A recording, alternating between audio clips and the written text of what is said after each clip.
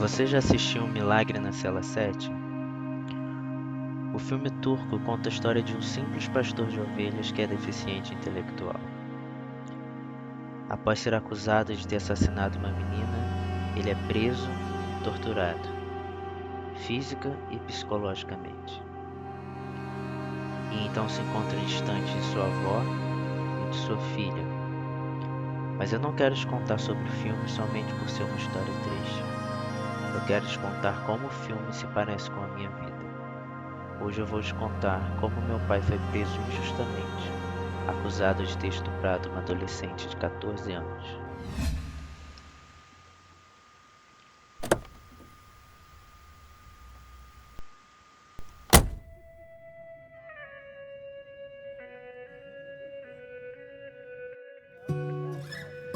Hoje é domingo de Páscoa.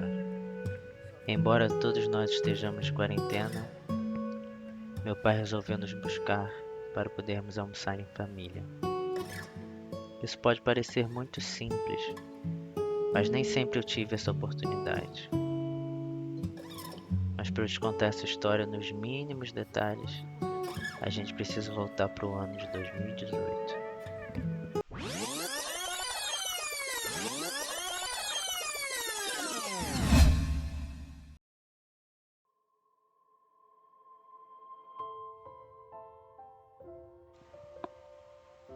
Esse é meu pai fingindo um solo de guitarra na dança surpresa que eu preparei para minha esposa no nosso casamento. Pela reação dela dá pra ver como que era imprevisível que ele estivesse fazendo isso, mas ele quis participar. Mas como os nossos dias felizes não duram para sempre, esses também não duraram. 2 meses depois, meu pai não estava mais com a gente. E o que mais doía não era a ausência de um pai, era a ausência de um pai que sempre esteve presente. Eu cheguei lá na delegacia, eles não deixaram eu ver ele.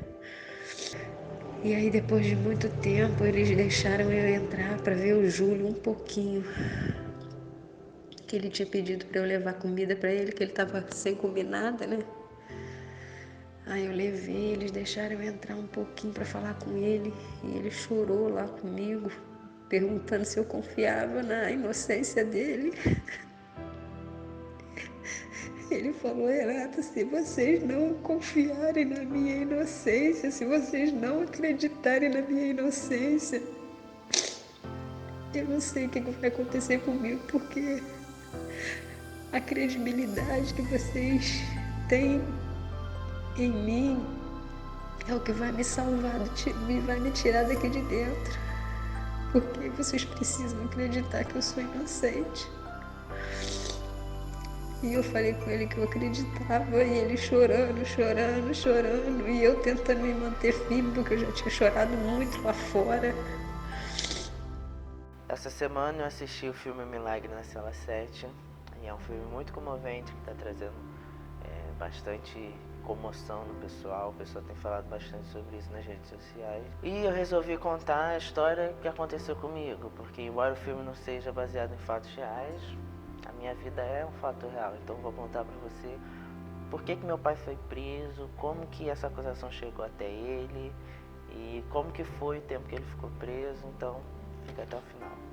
Em 2012, meu pai trabalhava como motoboy durante o dia e à noite ele trabalhava em um hotel, na recepção de um hotel. E no dia do aniversário dele, ele foi chamado para depor. A polícia foi no trabalho dele, levou ele para prestar depoimento sob a acusação de assalto. A informação que passaram para ele foi de que a moto dele tinha sido confundida com a de um assaltante e que ele deveria ir lá prestar depoimento. Meu pai foi, prestou depoimento, tiraram foto dele, com o capacete, sem o capacete, pegaram o endereço onde ele trabalhava, tanto no trabalho durante o dia quanto no trabalho da noite, pegaram todas as informações a respeito do meu pai. Liberaram ele, falando que realmente ele não era a pessoa que tinha feito o assalto, e ele foi liberado. E desde esse dia, ele nunca mais precisou voltar à delegacia, nunca recebeu mais nenhuma notificação, ou nenhum policial entrou em contato com ele. Então a gente chega em 2018, se passaram 6 anos e eu me casei, e logo assim depois que eu casei, meus pais tiveram a ideia de morar em Portugal. Então eles começaram a agilizar as...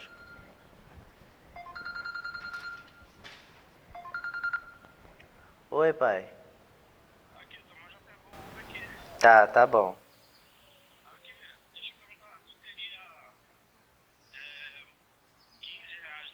Ih, pai, não.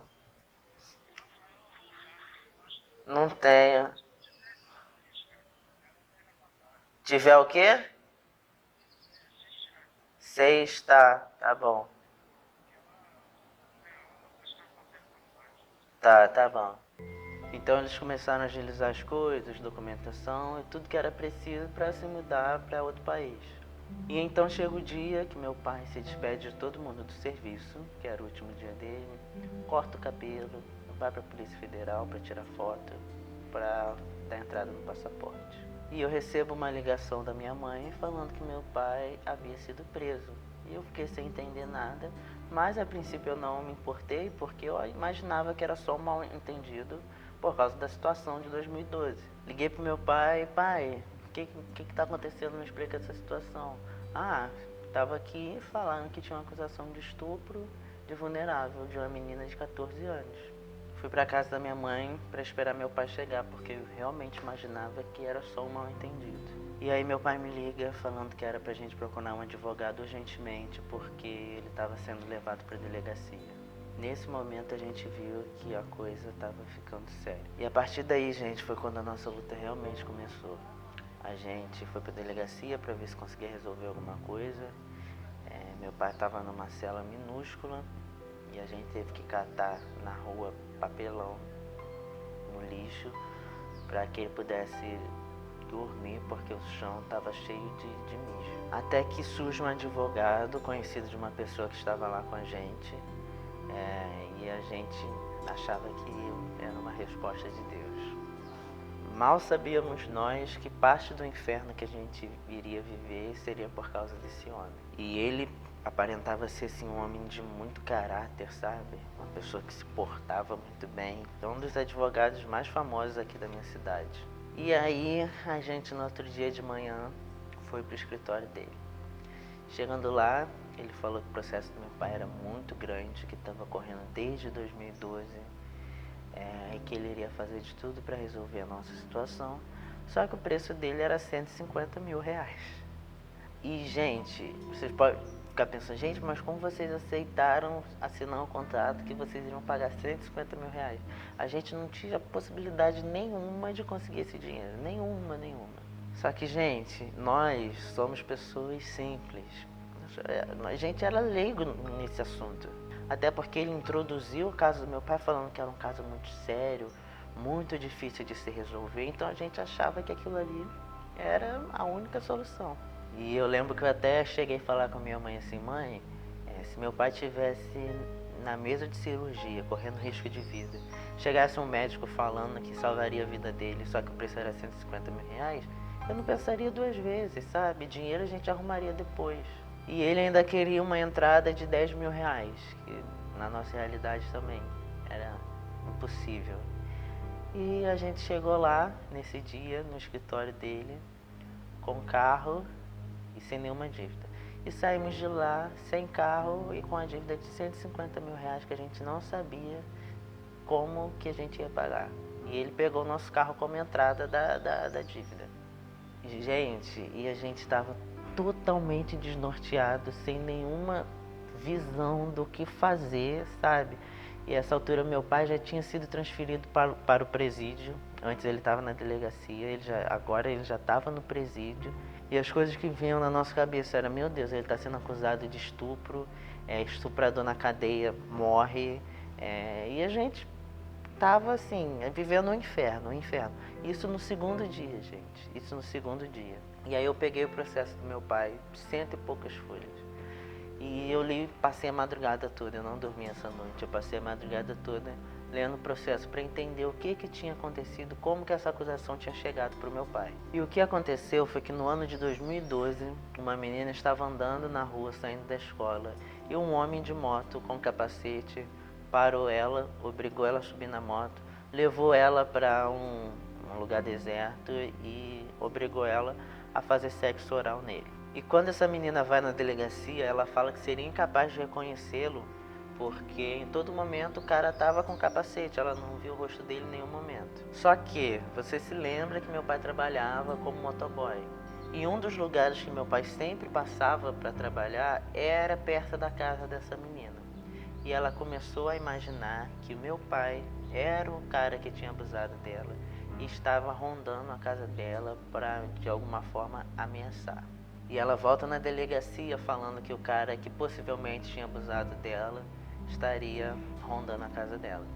E ela fala o nome da empresa que meu pai trabalhava, porque ela tinha visto no uniforme. E a polícia então vai no emprego do meu pai e leva ele para prestar depoimento. Só que a polícia fala que era uma acusação de assalto para que, caso meu pai realmente fosse estuprador, ele não fugisse. Então, aquela história do assalto era mentira. Era só para o meu pai poder ser levado para a delegacia. Era só um pretexto. E aí tiram foto do meu pai com o capacete, sem o capacete, conforme eu falei, e ligam para a menina. Olha, conseguimos pegar o cara que você falou que possivelmente foi estuprador. Vem aqui para reconhecer ele. Mostra uma foto para a menina. E a menina fala, é esse o cara que está rondando a minha casa. E a partir daí, emitem uma ordem de prisão para o meu pai, e ele é dado como foragido. Sendo que a polícia tinha todos os dados do meu pai, sabia onde ele morava, sabia os 2 empregos que ele trabalhava, eles tinham xerox da carteira de trabalho do meu pai. Se quisessem ter ido atrás dele, eles teriam ido. Só que, como foram atrás do meu pai e não acharam ele, ele foi dado como foragido. E aí se passam 6 anos com o nome do meu pai sujo na polícia, sendo procurado. E a vida seguindo normal, ele trabalhando, morando na mesma casa. Pode ser que a gente estava morando numa comunidade na época, numa favela. E talvez a polícia não tenha ido atrás por causa disso. Não sabemos, é uma possibilidade. E meu pai só vai descobrir essa acusação sobre as costas dele quando ele vai para a Polícia Federal tirar o passaporte para ir para Portugal. É a história de filme, né? E, gente, os meses que se seguiram após isso foram, assim, infernais. Infernais. Meu desempenho na faculdade caiu, meu desempenho no trabalho caiu. Eu, estando recém-casado, tive que dar conta de cuidar da minha esposa, da minha mãe e das minhas 2 irmãs que eram crianças ainda. 4 dias depois que meu pai tinha sido preso, era o meu aniversário. No mês seguinte, era aniversário de casamento dele e da minha mãe. Depois veio Natal, veio Ano Novo. E todas essas datas a gente passou sem meu pai pela primeira vez. Agora você imagina um Natal onde a família está toda reunida, mas só chora e come. A gente chorava e se consolava numa coxinha de frango ou num pedaço de lasanha. Eu engordei 6 quilos em 3 meses.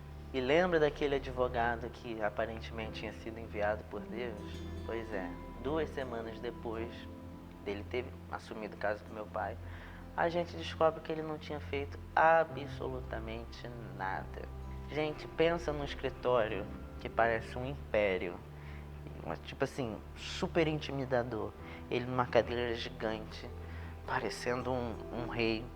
E a gente chega lá para falar que a gente não queria mais que ele estivesse no caso por causa de algumas situações que aconteceram que eu não posso trazer a público, mas coisas assim, ilegais e totalmente absurdas. E aí ele fala, tudo bem, é um direito de vocês, mas para rescindir o contrato vocês têm que pagar 20 mil. E aí, gente, pensa num menino raquítico, um menino oprimido. Não sei o que me veio na hora, que acho que a situação me fez amadurecer. E aí eu falei, devolve o meu carro, me prova que você realmente estava trabalhando. E aí ele expulsa a gente da sala dele e a gente vai para outra sala para esperar que ele procurasse algo que comprovasse que ele tinha feito o trabalho. E ele não acha nada para comprovar. E aí ele devolve o nosso carro pra gente, falando que ele ia fazer esse favor porque realmente nós estávamos numa situação muito complicada. E aí eu pego todo o processo que estava na mão dele e levo para um novo advogado, que esse foi enviado por Deus. Se compadeceu totalmente da gente, foi um anjo que Deus enviou para tirar a gente daquela situação. Ele correu atrás da solução do problema do meu pai. Só tenho a agradecer a ele. Dr. Rodrigo, se você estiver assistindo esse vídeo, a gente não tem como retribuir tudo que o Senhor fez pela gente. Que Deus te abençoe infinitamente mais. 2 meses depois chega o dia da audiência do meu pai. E a gente tinha certeza absoluta que naquele dia Deus iria tirar o meu pai da cadeia. Mas não. O juiz entendeu que, como ele estava foragido, ele possivelmente teria realmente cometido o crime. Então nosso advogado corre atrás para dar entrada no habeas corpus. Chega o dia do julgamento do habeas corpus. E eu, fazendo compras no mercado com a minha esposa, recebo a ligação da minha mãe aos prantos, falando que meu pai finalmente ia ser liberado. Gente, boa tarde. Eu tô aqui para trazer uma boa notícia pra gente. O Júlio conseguiu ser liberado, o habeas corpus foi aceito e o advogado falou que provavelmente ele vai ser solto amanhã. Até segunda-feira ele está em casa, gente. A nossa oração valeu. Jesus é fiel, cara. Gente, o tempo de cantar chegou. O tempo de cantar chegou nas nossas vidas. E o Senhor respondeu a nossa oração. Graças a Deus. Graças a Deus, gente. Obrigada, gente, pela ajuda. Obrigada. Deus foi fiel como todas as vezes. Obrigada, irmãos. Obrigada pelas orações, pelos conselhos, pelas palavras que vocês me deram, pela força de cada um. Obrigada, irmãos. Obrigada. E agora a gente vai poder receber o Júlio de volta. Obrigada, irmãos. Obrigada. Que o nome do Senhor seja exaltado, que o nome do Senhor seja adorado. Aleluia, aleluia. E eu, no mercado lotado, começo só a agradecer a Deus, começo a chorar, e minha esposa começa a chorar. E chega uma pessoa que a gente conhecia, que também conhecia meu pai. E a gente se abraça e começa a chorar. Isso tudo, gente, porque eu tô contando só a parte que eu passei. Sem contar o que minha mãe passou, o que minhas irmãs passaram e o que meu pai passou durante esses 3 meses na cadeia. Se vocês quiserem que eu traga meu pai aqui para contar a sua história, deixe comentário aqui embaixo, que aí talvez eu consiga fazer com que ele aceite vir aqui para contar como foi esses 3 meses na prisão. A gente literalmente viveu um luto de alguém que não tinha morrido. E o sofrimento me fez muito desejar o céu, sabe, gente? E por isso que a música Lanterna dos Afogados fala tanto ao meu coração. Se você ainda não viu o vídeo do que eu falei, como a música Lanterna dos Afogados nos ensina a respeito da volta de Jesus, vou deixar aqui para você assistir, tá bom? Para você só ter ideia de como o processo do meu pai tinha sido incoerente, no dia da audiência colocaram uma menina que havia sido abusada para reconhecer meu pai. E aí colocaram 2 homens brancos e meu pai, que era o único negro ali na situação. Enfim, isso meu pai pode contar se um dia ele vier aqui contar essa história pra vocês. Gente, meu pai só foi solto porque a camisa que a menina estava usando no dia do abuso continha o DNA do cara que realmente tinha abusado dela. E aí compararam o DNA que estava na camisa com o DNA do meu pai e viram que realmente não era a pessoa que deveria estar presa. Ué, mas se tinham DNA, por que não fizeram a comparação do DNA antes de prender? É uma pergunta que a gente também se faz. E meu pai foi solto 3 meses depois e volta 12 quilos mais magro e eu 6 quilos mais gordo. Minha mãe emagreceu muito também. Gente, minha mãe estava definhando. Mãe, eu nunca te disse isso, mas é a verdade, desculpa. E isso não era declaração da inocência do meu pai ainda. Ele só teve direito de responder ao processo estando em liberdade. A inocência do meu pai só foi provada 1 ano depois. E por que eu decidi contar isso tudo pra vocês?